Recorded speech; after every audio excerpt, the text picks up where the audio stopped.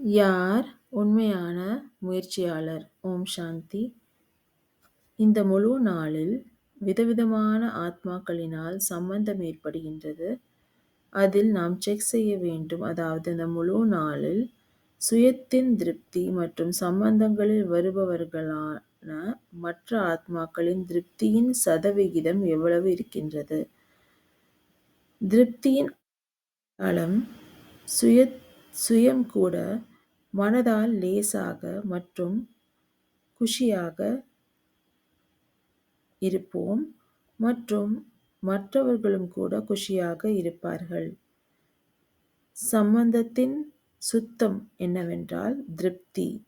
இதுதான் சம்பந்தத்தின் சத்தியம், அதாவது உண்மை மற்றும் சுத்தமாக இருக்கின்றது.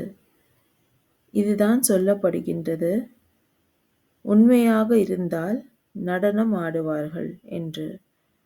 உண்மையான முயற்சியாளர் என்றால் குஷியில் எப்பொழுதுமே நடனம் ஆடுவார்கள். ஓம் சாந்தி.